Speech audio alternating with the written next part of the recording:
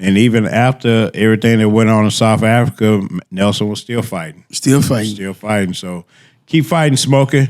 Fight, Smokie, fight. Fight. Hey, no, that's going to be the next one coming out. It was run, Smokie, run. That's going to be fight, Smokie, fight.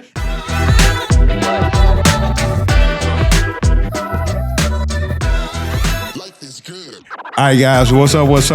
Welcome to Keeping It Real Estate, y'all, where we deep dive into real estate, community stuff, and where we make it happen. We just keep it honest.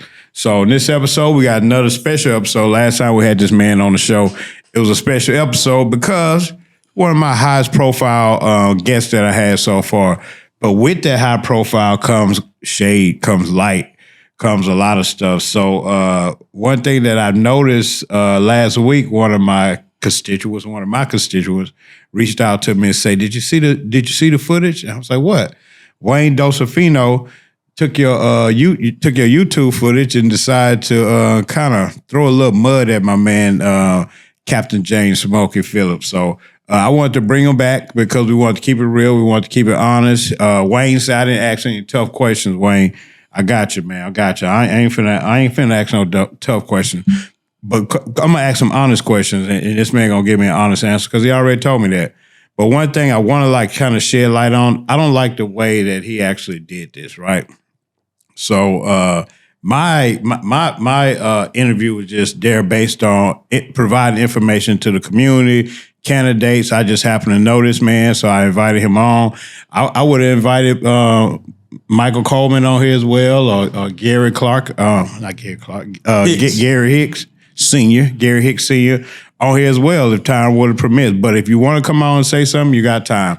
So right now in Houston, we have a very historical election going on with Harris County Constable Precinct 7, where we have the Honorable May Walker. She's finally given up her seat. Honorable Constable May Walker, she's finally given up her seat and allowing other people to run as well. So I think this is a big time for the south side of Houston. I think we got some big names running, and like I say, with big names come big heat. So with all else there, let's talk to Captain James Smokie Phillips. How you doing, sir? I'm pretty good, Mr. AK. Just trying to survive these incredible stories. Tough stories, huh? That's what happened when you're at the top, right? The distortion of the truth. Okay. But that's what happened when you're at the top, right? When you're leading and everything going good. So we've been watching the campaigns. We've been watching everybody running, and you seem like you're in front, man. Seem like you're doing good. You know what I mean? So. Well, I knew when I first started on this venture that they'll be slanging mud, but it wasn't my team. We're not slanging mud. No. We're out here to run a good campaign to tell the people our story, to tell the people what we're going to do to make Precinct 7 the beacon on the hill. And I learned that when your opponents don't have any real solutions on how to address the issues, then they have to come with slander. And untrue and not the whole truth stories. So that's why I came back. I want the people to know in Precinct 7 that you can't believe everything you see. No, you can't. Especially these animated stories about me in a cartel. That's an interesting one. Now you're in a cartel. That was just so crazy. But that's why we call this first episode we called it Run Smokie Run. Yeah. But this episode we're gonna call Clearing the Smoke. Yeah. Let you clear the smoke. I can go with that. But so let's kind of jump right into it. Me, myself, I am in a political seat. I am a MUD district director in Harris County, 89, south side near the Beltway in 288. That's where I first met you at, right? Yes. So it wasn't through campaigning, it was just through community service. Yes. Even some of my campaigns, man, as small as MUD district directors are, I was able to experience some sign stealing. I was able to experience some of my signs in the same gutters and sewage systems that we as MUD districts are supposed to be protected. So that's how dirty the game gets, even at my level. You know what I mean? So I definitely understand that. But it makes for interesting news, right? Yeah. Especially if it's orchestrated. So speaking of what was kind of weird to me, and this is not to slang mud back at anything, but these are the facts that's on the table. These are the facts that's out there. Gary Hicks, so-called, pulled up on your so-called cousin and caught him stealing his particular size. Is that true? Well, I heard it happened. Someone tried to show me the video, but I didn't really look into it because my cousin's not a part of my campaign. Yeah, I thought so. He's not helped in my campaign or did anything in my campaign. He's a distant relative, but we do talk. I say that much. But it was unique to me that a candidate that you have a van right around Houston with the signs inside of it. Then where did the candidate comes from? With a videotape. With the sign still in the van. Now, if you're in politics, you know that don't generally happen. Where a candidate, out of all the vehicles in Houston, you find this one vehicle that has your signs, and then you videotape him, which he clearly states my cousin has nothing to do with it. But you promulgate that to think that I have something to do with it. But then it's unique about it that you videotape it, and then you videotape his phone calling me. I thought all that was odd. I mean, that's odd. And I hope everybody out there thought that was a little bit fishy. Because even in my case, like I say, I found the signs in the sewage. You know what I mean? And even in our small district, I was going around trying to look for who's pulling the sign. There's no way I would have personally found that person. If I personally found that person, that would have been a dumb person. I know that whoever would have been doing this is a whole lot smarter than that. So. But it was like he called us. What you calling me for? And then somebody record your phone. So I don't know how much they may have paid him to do that. He's my cousin, or my distant cousin. I'm actually kin to his father. But y'all know how these black families go. Y'all know cousins ain't shit.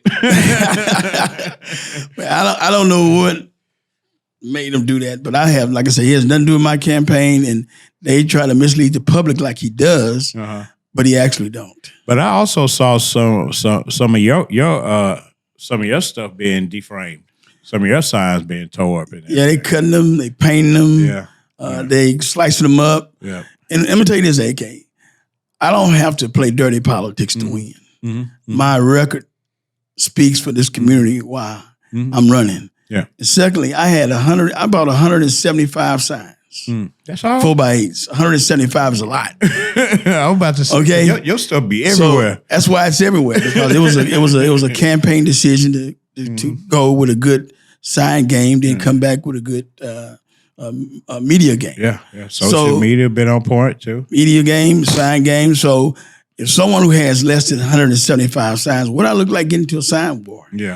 I mean, they tear my signs up, cutting them up, painting them up. I'm not complaining about it. But one thing I did notice, I do a lot of investing in the neighborhood. So every front yard, you see your signs in people's front yard. So that goes to a testament, because you just can't put nothing in black people's yard without no permission. I ain't never cut my grass, but I'll be damned if you're going to come put a sign here if I don't want you here. You know what I mean? So those people are supporting you as well, and that speaks volume, because their neighbors drive up and down the street, and who's smoking? Let me go figure out about smoking. Now y'all can look at AK on YouTube and go sign up and subscribe, and you find out who's smoking. I know that's right. But I don't know why they, Mr. Hicks, decided to mislead the public like that. But how can you refute a lie? You refute a lie with the truth. I mean, it's very rare that you come across a candidate. As a candidate, you come across somebody stealing signs in the van. You have an audio there ready to tape record it. You have a guy walking around saying, "Oh, my cousin had nothing to do with it." And then you have a copy of his phone records. I mean, a copy of his visual of his phone. That's kind of shady. That's kind of shady to me. But I have to. I mean, it was embarrassing to him, not to me, because, like, again, he's not a part of my campaign. So what was even more embarrassing for us in the community, and what we need to start doing better, is stop bringing these people from outside our community.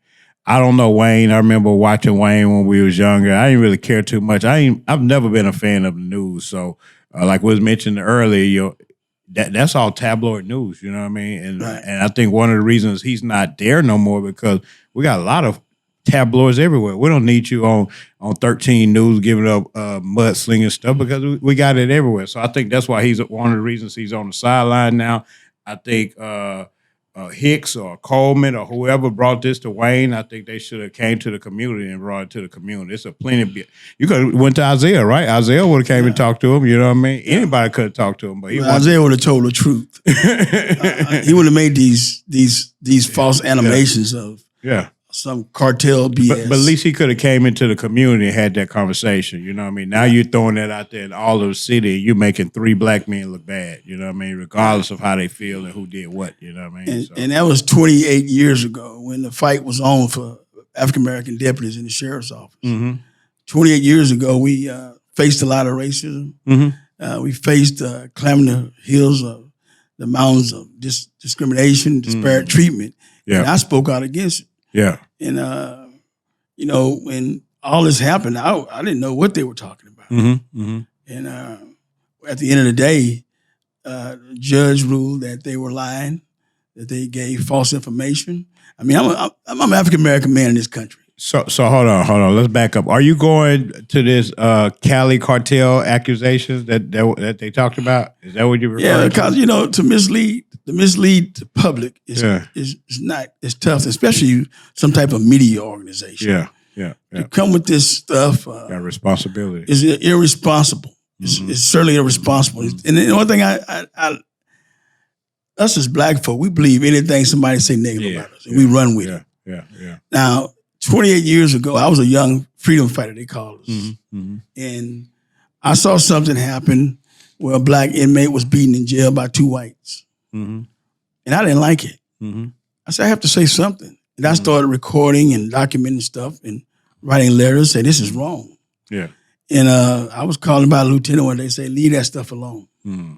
Yeah. So after the case, post-case, we had lawsuit filed. And I learned more information about who started this. It was the chief deputy, from what I was told by one of the investigators who started it. Say I was a rebel rouser. I was a troublemaker. I was a troublemaker. And so it started from that point. When I was in the courtroom, I heard all these fantastic stories about people I've never seen in my life before. Oh, trying to assassinate your character. People came from inmates from different prisons, saying they knew me, and I was over here, I was there. And it was amazing, but during the time they said I was here, I was in the hospital. What happened to you? I had a motorcycle wreck during the funeral. Oh, man. I hit a truck, and I was in the hospital for about maybe 8 to 12 days. What year was this? I remember something like that happened. That was back in 1995, 96, 96. I guess I was gone. That was back in 1996. I wasn't here.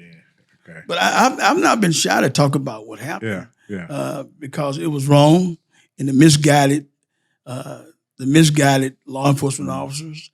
We see that today happening. I mean, look at the Goins case. You got all these misguided officers making these false accusations and writing false reports all around this country. If George Floyd case would not have been videoed, it would have been gone. Nobody would have heard about it. Nobody wouldn't have heard it. The record would not have been clear about what happened. Yeah.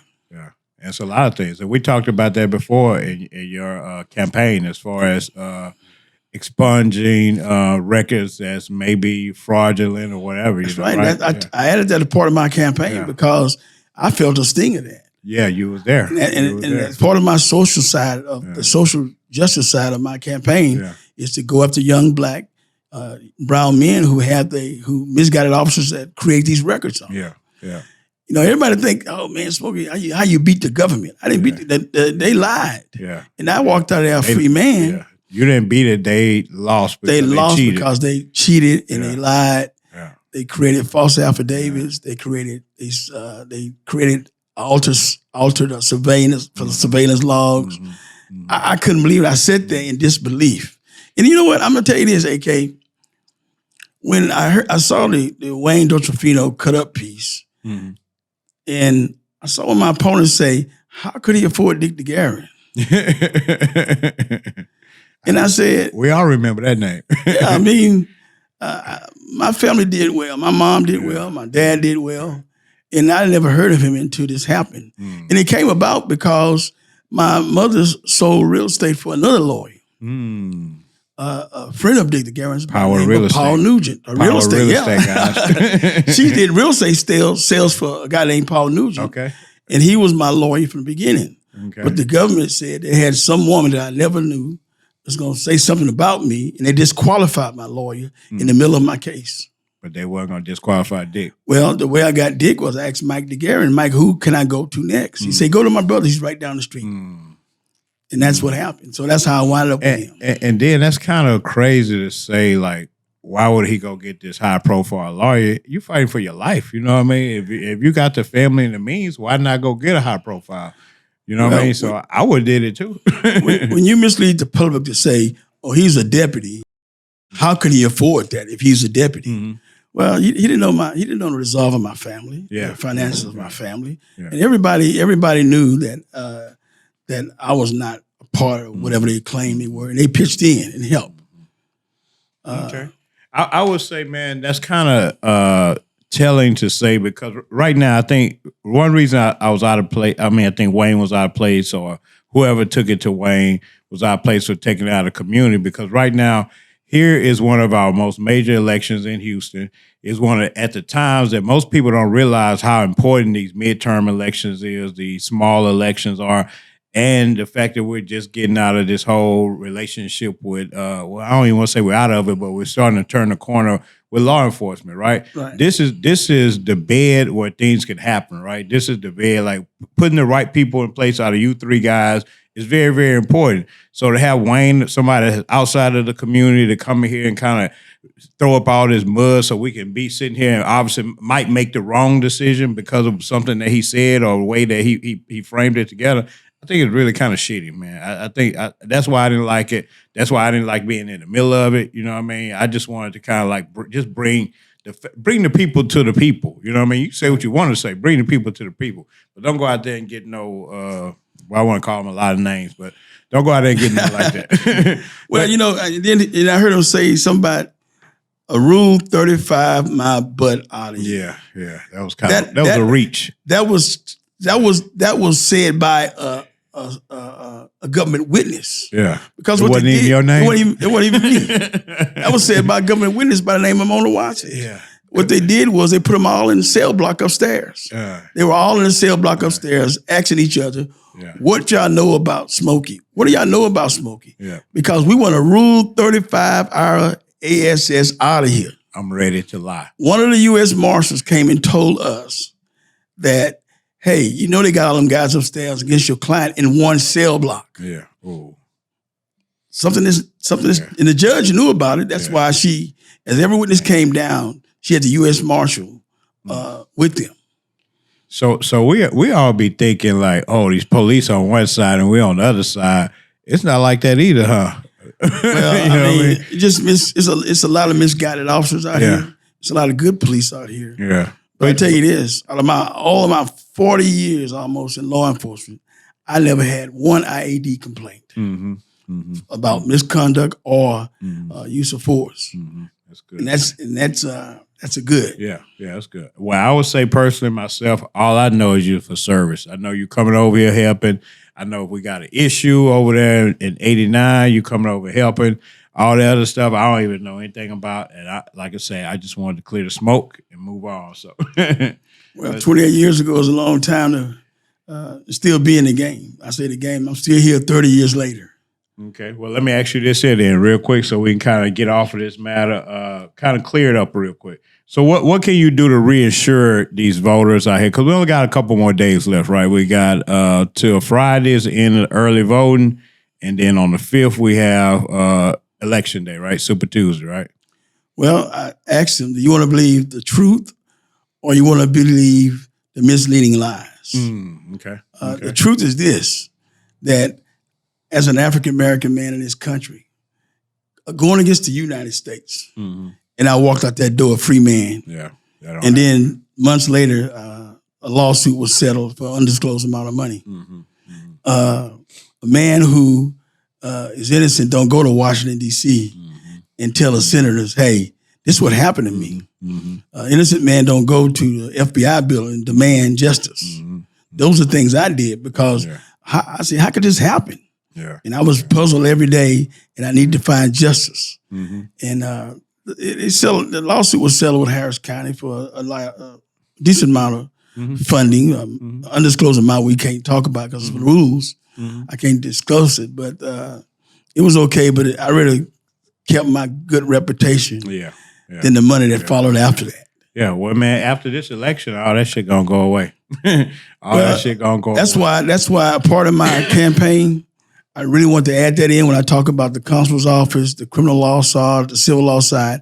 I added the social, equitable treatment side to help young black boys and men that got mistreated by the criminal justice system. Suffered a miscarriage of justice, as the judge categorized it, a miscarriage of justice. So we have to help people in our communities get that record straight, and that's why I added that in my part of my campaign. Okay, I appreciate that, man. That's gonna help out the community a lot. That's gonna help out the community a lot. All right, so you had this amazing journey, man. Before we talked about all these amazing people that you done seen and met throughout your career. You talked about these troubled waters that you done been through. Your great service to the community. But everything that you've been to, what is your biggest learning experience? You know what I mean, through all these years of service? You have to continue to fight for what's right. And you can't let misguided officers change our community. Breonna Taylor, if all that happened to her, if the truth came out, they would have made her like she was an evil person.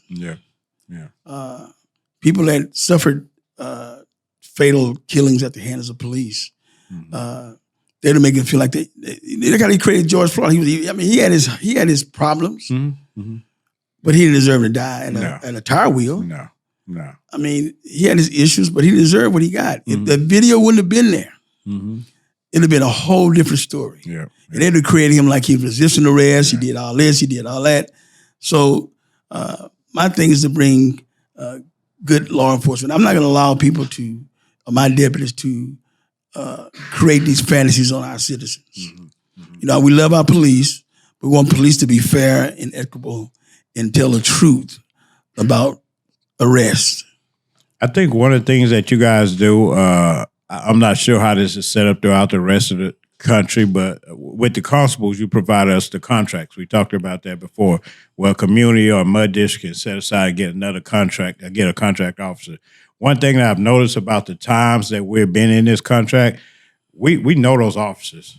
You know what I mean? So I'm sitting out front for the Super Bowl, get barbecuing and everything, and the constable pull up, everybody gets shook. But like, hey, how y'all doing? You know what I mean? Wave and pass on by. You know what I mean? All of those things make a difference. So I think by doing that, you can kind of break down some of those walls and kind of continue to do what they do. And I think before you talked about encouraging more communities to get contracts, right? Well, we do that. That's part of my oriented police side of it. To get out and talk to the neighbors, to get out and meet who's in the community. For you to know if someone's not in the community, at least you'll know that they're not a part of that community. So that's part of it, ensuring you that the police are not your enemies. Telling you we're not your enemies. No, we're actually your friends. But you have to also understand that the officers have to treat them a certain way, for they won't be mad at the police. Maybe they're riding a bicycle without a reflector. You can warn them and don't write them a ticket. So you have to build that relationship and continue those partnership with people like in the community like you. Visit communities with different functions, birthday parties, seniors getting older. Just establish that relationship with the community members. Yeah, you got a lot of seniors coming up in your community, so that's a good thing. But that kind of rolls into my next question about what is your vision for the community and how do you plan on making positive change when you're elected? But to be honest with you, I think you answered that question already. As being around 40 years, you still have the opportunity. You still have to learn more. I don't know everything. I don't know everything, but you have to depend on people good people that are working for you to do to make the right decisions and bring me the right decisions. Because I may be the leader, but I'm not the know-it-all person. So, but I learn as I go. At 40 years of law enforcement, I've seen a lot of stuff. I've seen when it was tough times when for black officers. I've seen there were good times for black officers.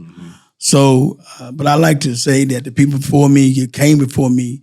made a difference. Yeah. And seeing that what happened during those times when blacks were mistreated, inmates, you know, in the jail when someone called, you sitting there next to a co-worker and he called an inmate the N-word. And he turned around and say, hey, I'm not talking about you. You part of us. Yeah. Well, I didn't agree with that. That don't make it okay. That makes it really scary, to be honest with you. Oh, yeah. Don't make it okay, I tell you. All right, man. Well, let's get out of these politics, man. You got my vote. You know, I don't know if you know, but I love craft beer. It's one of my hobbies. I love craft beer. Go to a lot of breweries. Breweries are my majority white most of the time when you walk in there. Don't mean brothers don't like good craft beer. A lot of times brothers don't know what it is. So what we do with my group, Hop Topic, is we make different events and beers that go together, introduce minorities to the world of craft beer. So we start getting behind the brewery. So like this this weekend, we had a youth suit drive that we collect suits for African-American young men. We're just any young men that's having hard times, that need a suit, that want to go get a job interview or whatever. So every year we end up collecting about 20 or 30 suits, but we also make a beer with this brewery up in the Heights called Turkey Forest. So this year we call it Pullman's Porter, after the porters from the trains and Chicago trains or whatever. So we named it after somebody historical African American. You know what I mean? So in January we did a chili cook off and for MLK Day. So every week every major holiday we try to do some sort of event to kind of encourage more people to kind of understand about craft beer. And our motto is authentic inclusion to the world of craft beer. And by doing that, we've created some solid relationships with some breweries around here. We actually help a lot of people spin off and created a mobile canning line. Some brothers created a mobile canning line where they go to different breweries and pull out the canning machine, can their beers, and go on to the next brewery.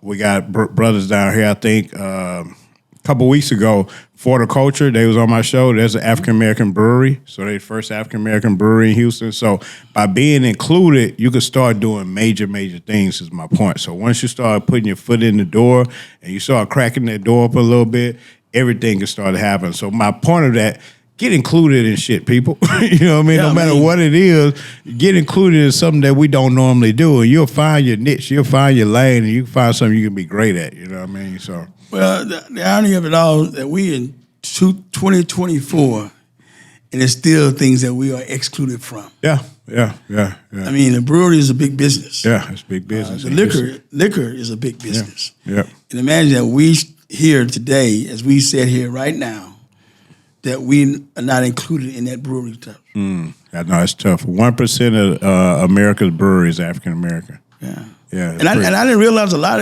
of stuff that I learned around the country when I traveled with the Reverend Jesse Jackson of Rainbow Push.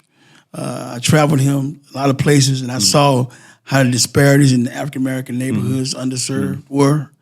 I saw that when we went down to Jena, Louisiana, for the Jena 6, how the whites had boarded up all the businesses. Many black folk that went down there, they boarded up all the businesses. And I said, well, they boarded up all the businesses. Well, if you got to the city, how you gonna get gas to get out? That's the point.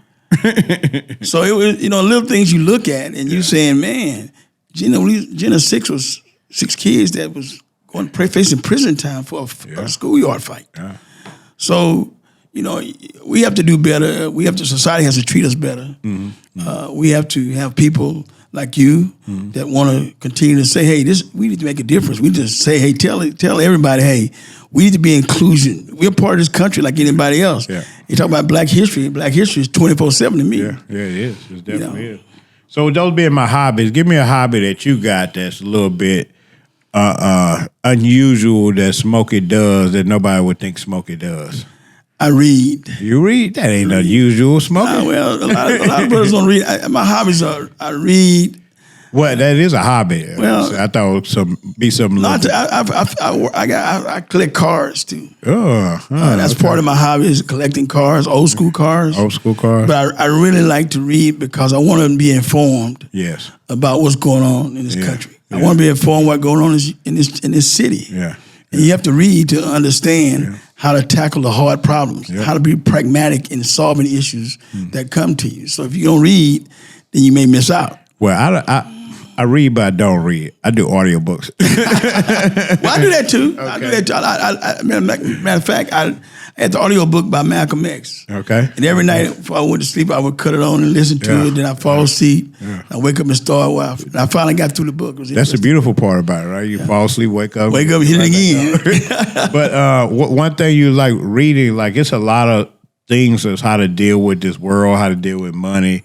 That's hidden in some of those books that could be like 30, 40, 50 years old. Well, I forgot what year it is, but you know what I mean? That was written like in the 20s or 30s about like how to deal with people, how to manage money, mindset, all those type of things. There's a lot of stuff that's still out there that people haven't even picked up the book and read yet, you know? So kudos to you for reading, man. And those cool cars, man. Keep doing those cool cars. I want to come over and drive one day. Oh, yeah. All right, the last question.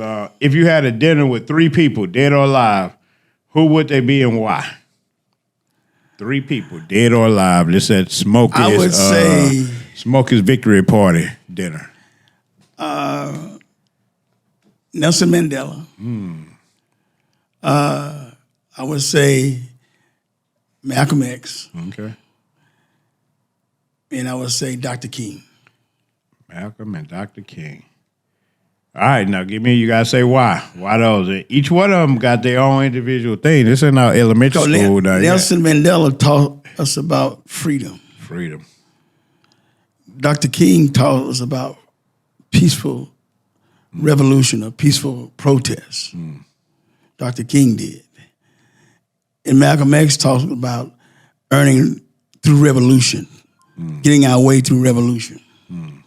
So with those in mind, Nelson Mandela spent a lot of years in prison for something a crime he didn't commit. Malcolm X taught us about fighting for what we believe and taking care of our brothers. We are brother keepers. And Dr. King shared a vision of peace through protest and that we should love our brothers. Man, that's pretty good, dude. I thought you was going to come with that elementary stuff. Oh, no. All of them gave us freedom. But you're right, because if I look at it like that, you know what I mean? Malcolm taught you that sometimes you gotta run. You gotta get it. There's no holds barred. What's the word? By all means necessary. By all means necessary. King showed you gotta have some grace. You know what I mean? You can't just kick in the door every time. You gotta know. You gotta be able to code switch, right? So as a black man, every black man gotta have a little King and gotta have a little X in them, right? You know what I mean? Gotta have a little X. But I think ultimately all these are about freedom. But I think Nelson taught us patience. You know what I mean? Even though we're fighting, even though we're kicking in the door, even though we're doing stuff, freedom got a long way to go. Like, we're still not free. You know what I mean? Like I say, freedom ain't free.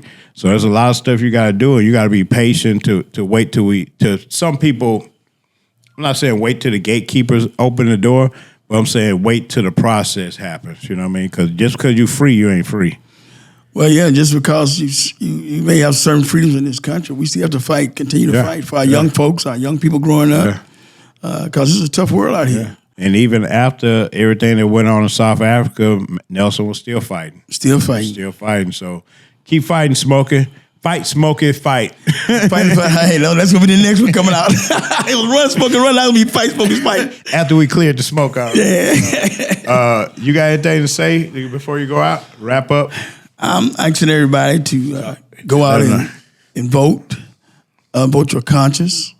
I don't like to bring brothers down. Okay. It's not my job it's not my honor to slander somebody. Okay. Especially with people things is not true. Yeah.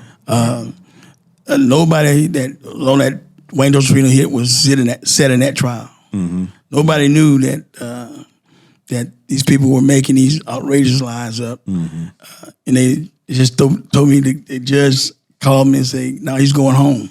The U.S. attorney sent a letter over to my lawyer and said, "We're not going farther with this." And it shows me an eye-opening that how predominantly white juries. Yeah.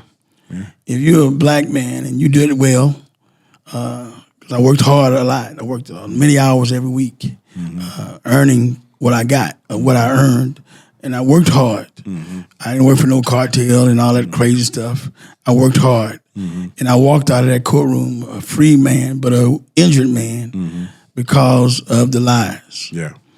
So I'm gonna fight for our communities the same way. I'm gonna fight that we have the things we need in our community. We have police deputies on each corner if we can. We have the same resources as other Republican constables because we deserve it. We deserve it in our community. Yeah. We deserve to be treated the same, and I'm gonna fight hard every day to make sure that our Precinct 7 becomes the shiny beacon on the hill. Thank you, sir. So, guys, y'all know, go vote for Captain James Smokie Phillips, Harris County Constable, Precinct 7. That's the major election coming up, guys. We definitely need a good man in that seat to replace Constable May Walker. Also, appreciate you, man. Well, appreciate it. Let's sit it here. I'm supported by every elected official in Precinct 7. Yeah. I'm supported by over 40 labor organizations. Okay. I'm even supported by the Houston Chronicle because I told the Chronicle my story and they was in disbelief. What? I told them the story and they was in disbelief and they gave me their endorsement to Houston Chronicle. Okay. That's better. Truth to power, baby. Truth to power. Yeah, that's better than a sideline investigative reporter. I know that's right. But y'all, that's it, man. Catch me again. This is Keeping It Real Estate with AK Babers, Mr. Get Your Keys, and we out.